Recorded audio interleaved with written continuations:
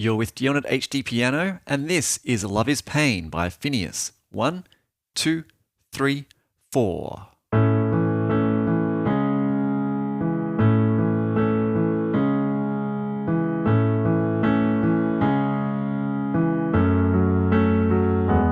Into the first verse.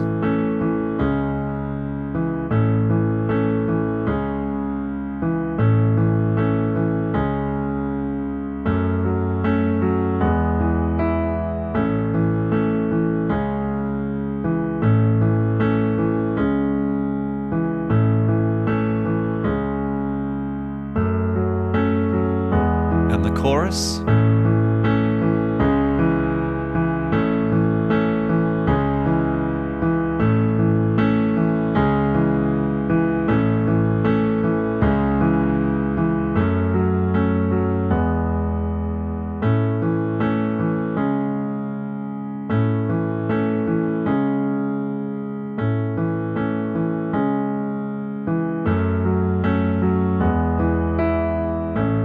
And that's where we're going to stop in this video, covering all the way through the intro, the first verse, and the first chorus. Because as you might have heard there's a lot of repetition and a lot of similar chords throughout all those three parts. So let me show you through first what the main 4 chord shapes are in this song, and particularly in this section. So the first shape we're going to look at in the right hand is an A major chord. Now this A major chord is a little different to one that you might already know, being that it is in second inversion, which means that the A that the chord is named after is buried in the middle of the chord. Up the top we have C sharp, and down below we have E. Because we still have our A, our C sharp, and our E, it's still an A major chord. So this is our first shape we're going to be playing a lot. Now, middle C, by the way, is right here. So we are very much in the realm of the low, serious, moody part of the piano. So this is the A major shape. So if I say go back to A, that's what I'm talking about. The second shape is a C sharp minor. Now don't freak out because we've only got one slight change here from our A shape. The A becomes a G sharp. Now we have E at the bottom, G sharp in the middle, and C sharp at the top. We'll be going back and forth between those two shapes a lot in this song. Only one note changes, and only changes by the smallest amount, just a little half step down from A to G sharp. The third shape involved is an F sharp minor chord. Now this will be in root position, so we have F sharp at the bottom, A in the middle, and C sharp at the top. And our fourth chord is an E major chord in root position. So we have E at the bottom, G sharp in the middle, and B at the top. So again, the F sharp minor and the E. And pretty much most of the time in this song, if there's an F sharp minor, it's followed by an E. So keep that in mind when you're doing those changes. And almost every time there's an E, well, it either goes back to F sharp minor or it goes back to A. Notice how A and F sharp minor are also very similar. They share 2 notes in common as well. There's only one note difference, which is the F sharp in the F sharp chord or the E in the A chord. So there are 4 chord shapes. We're going to be reinforcing those chords with bass notes in the left hand. So for an A shape, we'll be playing an A. Sometimes we'll be playing 2 A's, and they're going to be 1 octave apart in the left hand.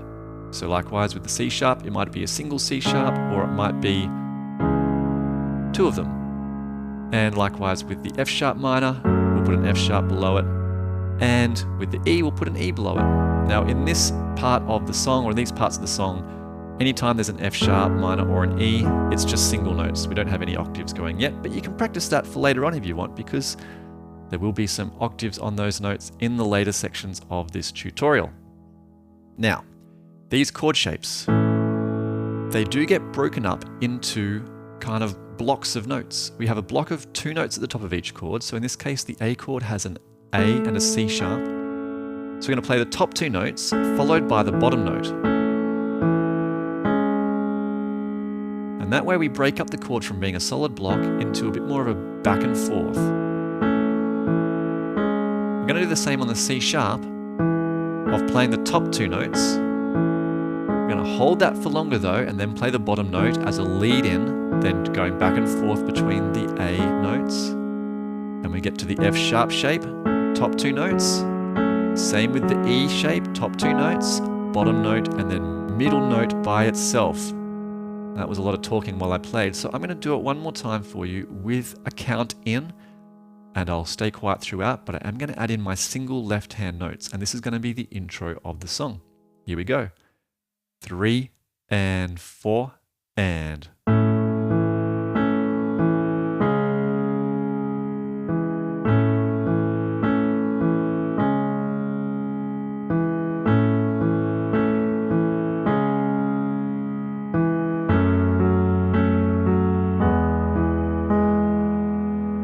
That is the intro. Heading into the first verse, we're going to carry on those shapes. In fact, the first part of the verse does repeat. So the first time through the verse, the right hand is almost exactly the same as what we just played there through the intro. The big difference in the first verse is the left hand is now going to take octaves on the A and the C sharp. That's the biggest difference throughout there. There is one small difference in the right hand, so I'll show you through that as I play through and demonstrate this verse. 3 and 4 and.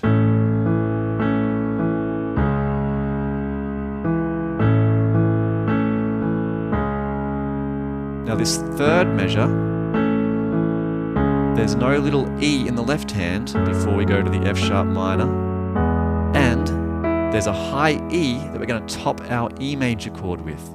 So those two changes again. In the third bar or the third measure, we've got our C sharp. We're just going to hold on there. We're not going to have the extra little note, that E, come in at all. It's just going to hold there.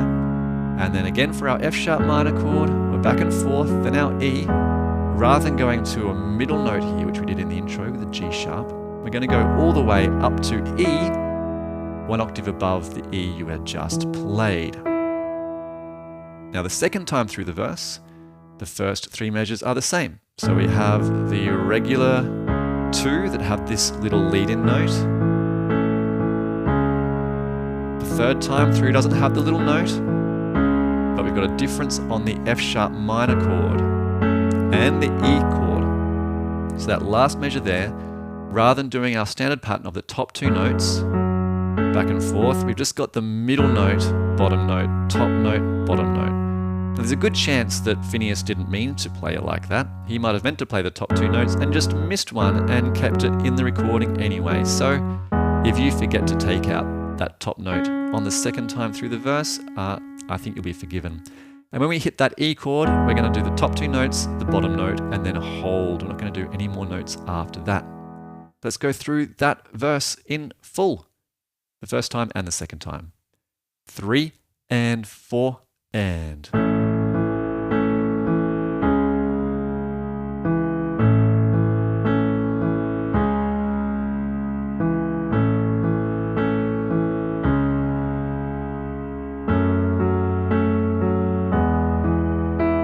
Now we're on to the second time.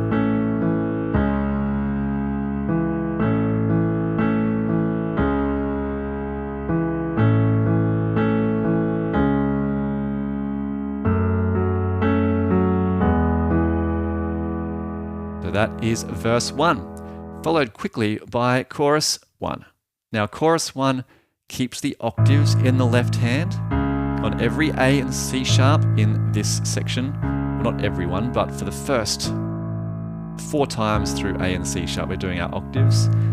And the right hand has a slightly different pattern as well. So we've still got our top 2 notes back and forth, and then our top 2 notes on our C sharp minor chord, but rather than pausing there and then doing 1 note before we come back to our A chord, we're going to go straight down to that E and then do another one to bounce back.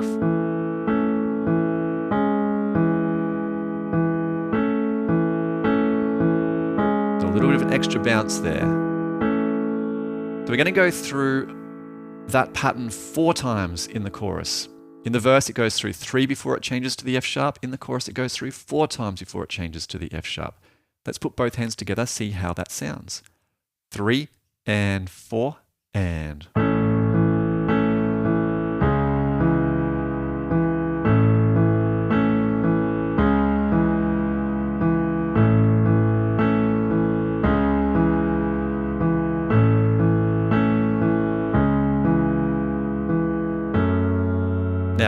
last 4 measures of this chorus, we're going to shift to our F sharp minor shape.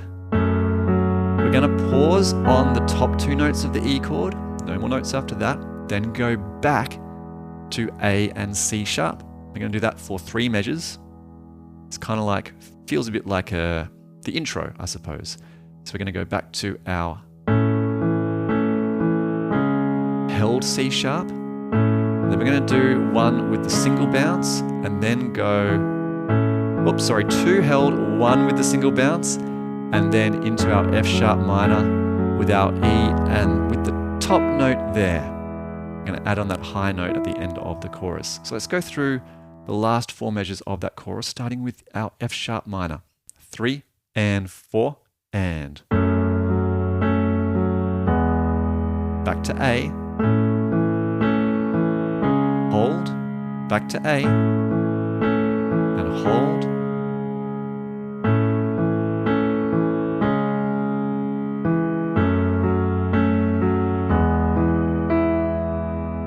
So that's how we're going to finish off the chorus.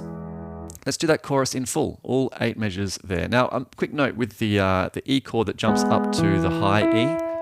You can choose what fingers you want to use. I've experimented with using my 2nd and 4th on the G sharp and the B, and then just reaching up with my little finger to get up the top there. You could use your 2nd finger and your 3rd finger on the G sharp and B. Might give you a bit more of a span there, but it does increase the amount of tension in your hand for a little bit longer. So pros and cons with each way. It's worth trying a few different things and seeing what works for your hand, your fingers, and what's comfortable. All right, back to playing through this chorus. From the start of the chorus, 3 and 4 and.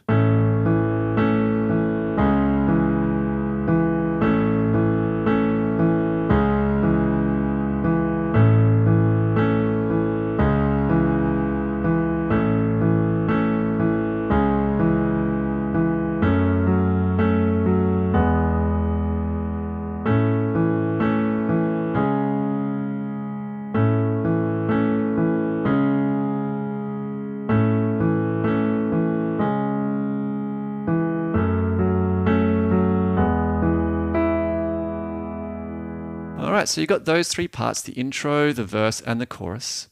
Now, like I did at the start of the song, I'm about to play them all back to back, and I'm going to play them at the proper tempo of the song, which is 78 beats per minute. It's not very quick, not quite as slow as I was playing it through just then, so there'll be a little increase in speed. See how you go. We're going all the way from the intro through to the end of the chorus. And 1, 2, 3, 4.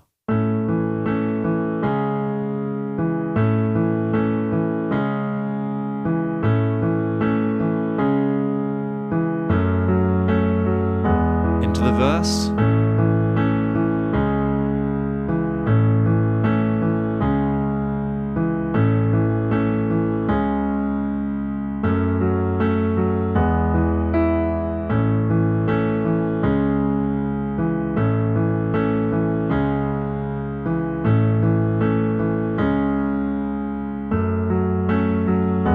And now the chorus.